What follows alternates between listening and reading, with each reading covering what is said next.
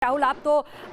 चाहे फिर वो पूनिया साहब हो, उनके घर पर हों या फिर बात करें नीरज चोपड़ा की, आपने गांव जाकर उस पल को महसूस किया, उस पल को जिया जब इन लोगों ने अपने बाउट जीतकर, अपने इवेंट जीतकर पदक हासिल किए। तो ऐसे में उस वक्त इतना जोश था, तो अब जब ये अपनी धरती पर वापस आ रहे हैं तो कितना मुश्किल होगा सुरक्षा बलों के लिए कोरोना प्रोटोकॉल के तहत उन तमाम लोगों को जो गाँव देहात से चलकर आएंगे अपने पदक वीरों का इस्तकबाल करने के लिए रोकना।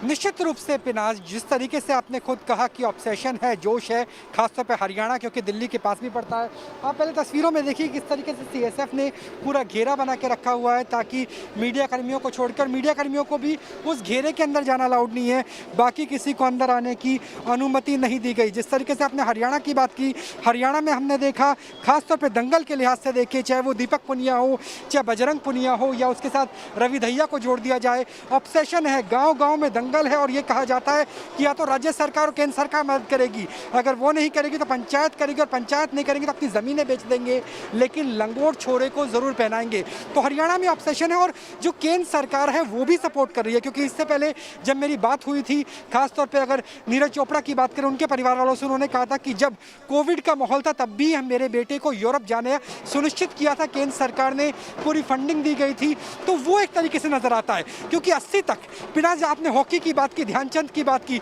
80 तक भारत का पूरा दबदबा था, लेकिन 80 के बाद रूल्स में परिवर्तन होने लगे, क्योंकि पहले ग्रीन फील्ड होती थी, घास का मैदान था, फिर टर्फ को चेंज किया गया, 70 मिनट से 60 मिनट किया गया, टेक्निक को परिवर्तन किया गया ताकि जो सुविधाएं हैं जो यूरोपियन कंट्री है या फिर अमेरिकन कंट्रीज के पास है, अमेरिकन कॉन्टिनेंट के पास है, वो भारत के पास नहीं थी। लेकिन अब वो मैचअप हो रही है, चाहे राज्य सरकार हो, केंद्र सरकार हो, जिला स्तर हो, वो मैचअप करने की कोशिश की जा रही है और उसी का नतीजा है कि भारत टैली में भले ही नंबर्स में कम हो, लेकिन 7 पदक लेना, लंदन के इससे भी ज्यादा बड़ा प्रदर्शन करना अपने आप में ये दिखा रहा है कि ये हमने प्रदर्शन किया। हमने हॉकी में 41 साल से ज्यादा का सूखा खत्म किया, हमने 100 साल से ज्यादा का सूखा एथलेटिक्स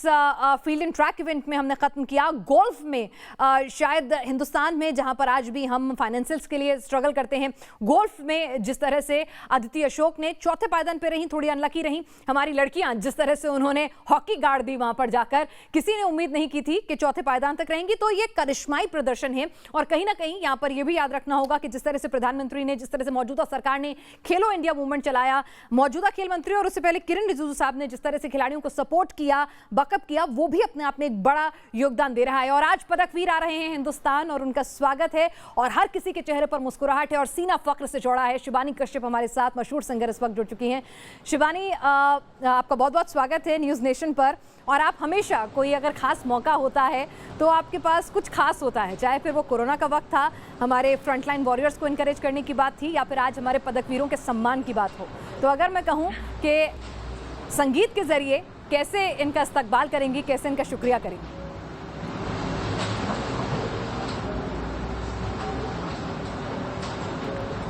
नमस्कार। और आई थिंक हमारे लिए बहुत ही गर्व की बात है कि हमारे जो हिंदुस्तानी स्पोर्ट्समैन हैं, उन्होंने इतना इंडिया को आई थिंक इतना प्राउड महसूस कराया। तो बस मैं तो ये गा के कहना चाहूँगी कि सुनो गौर से दुनिया वालों, बुरी नजर ना हम पे डालो, चाहे जितना जोर लगा लो, सबसे आगे होंगे हिंदुस्तानी, हिंदुस्तानी हमने कहा है, तुम भी कहो, हमने कहा है जो तुम भी सुनो।